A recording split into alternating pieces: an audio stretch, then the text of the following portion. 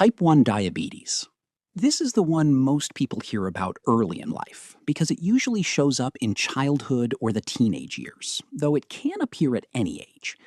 The body's immune system, for reasons still not entirely understood, begins attacking the insulin-producing cells in the pancreas. These are called beta cells, and once they're destroyed, the body can no longer make insulin on its own. Insulin is the hormone that lets sugar from food enter your cells and become energy. Without it, sugar builds up in the blood, and the cells starve. People with type 1 need to take insulin every single day, either through injections or a pump, for the rest of their lives. It accounts for roughly 5 to 10% of all diabetes cases worldwide. There is no way to prevent it, and despite decades of research, no cure exists yet. It has nothing to do with diet or lifestyle. It is purely an autoimmune condition. Type 2 diabetes. This is the most common form by far, making up around 90% of all cases globally. It develops when the body still produces insulin, but either doesn't make enough or can't use it effectively. This problem is called insulin resistance. Over time, the pancreas works harder and harder to keep up, and eventually it falls behind. Blood sugar levels rise, and the damage begins. Type 2 is strongly linked to factors like excess weight, physical inactivity, and genetics. It used to be considered an adult condition, but in recent decades, it has been showing up more frequently in younger people, even teenagers, largely driven by rising obesity rates. Many people live with type 2 for years without knowing it because the symptoms develop slowly. Treatment can range from lifestyle changes and oral medications to eventually needing insulin, depending on how the disease progresses. Gestational diabetes. This form develops during pregnancy, usually around the second or third trimester, in women who did not have diabetes before becoming pregnant. The placenta produces hormones that help the baby grow, but those same hormones can also block the mother's insulin from working properly. The result is rising blood sugar levels. In most cases, gestational diabetes goes away after the baby is born. However, it does increase the risk of developing type 2 later in life for both the mother and the child. It also carries short-term risks during pregnancy, including the baby growing larger than normal, which can complicate delivery. Screening for gestational diabetes has become a standard part of prenatal care in most countries. Managing it typically involves monitoring blood sugar levels, adjusting the diet, staying active, and in some cases, taking insulin. Prediabetes. This is not technically diabetes itself, but it sits right on the edge. Blood sugar levels are higher than normal, but not high enough to qualify as type 2. It is sometimes called borderline diabetes. What makes prediabetes important is that it serves as a clear warning. Without changes, a significant percentage of people with prediabetes will go on to develop full type 2 within 5 to 10 years. The tricky part is that prediabetes rarely comes with noticeable symptoms. Most people find out only through routine blood tests. The encouraging side is that prediabetes is one of the few stages where the progression can genuinely be reversed. Moderate weight loss, regular physical activity, and dietary adjustments have been shown to reduce the risk of advancing to type 2 by more than half. LADA. Latent autoimmune diabetes in adults is often misunderstood, and it is frequently misdiagnosed as type 2 because it appears in adulthood, usually after age 30. But at its core, LADA is actually an autoimmune condition, much closer to type 1.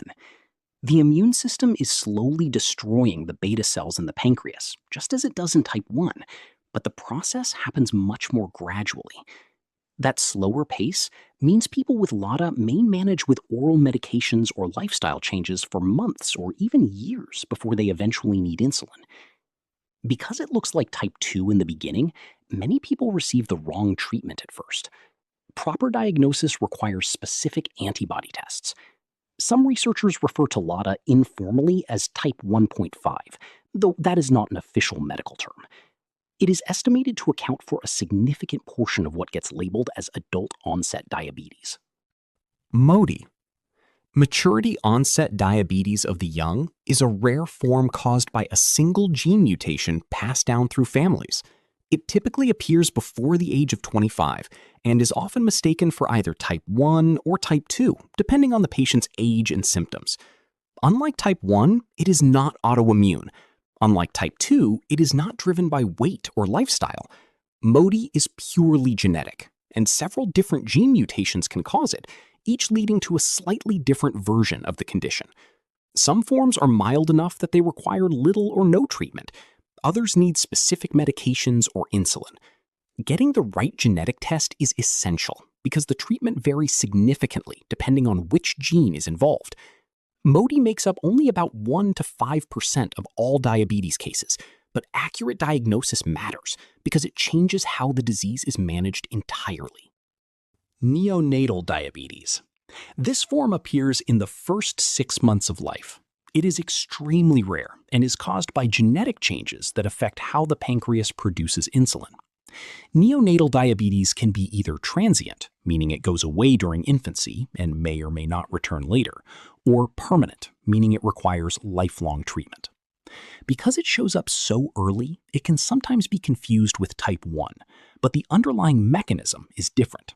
In type 1, the immune system destroys beta cells. In neonatal diabetes, the beta cells are present but not functioning correctly due to a genetic defect. For some forms, specific oral medications work remarkably well and can replace the need for insulin injections entirely. Genetic testing is critical here, as it directly guides treatment decisions and can dramatically improve the quality of life for the child. Type 3C diabetes. This form results from physical damage to the pancreas itself. Conditions like chronic pancreatitis, pancreatic cancer, cystic fibrosis, or surgical removal of part or all of the pancreas can lead to type 3C. When enough of the pancreas is damaged or missing, it can no longer produce sufficient insulin, and diabetes develops. What sets type 3C apart is that the root cause is not autoimmune and not metabolic in the traditional sense. It is structural. The organ responsible for making insulin has been compromised. Treatment usually involves insulin, but managing type 3C can be more complicated because the damage to the pancreas often also affects the production of digestive enzymes. That means people with this form may need enzyme supplements alongside their diabetes treatment. Type 3C is thought to be significantly underdiagnosed, with many cases being mislabeled as type 2. Double diabetes. This term describes a situation where features of both type 1 and type 2 overlap in the same person. Someone originally diagnosed with type 1, who is autoimmune and insulin dependent, may also develop insulin resistance over time, especially if they gain weight. The reverse pattern is less common, but also documented.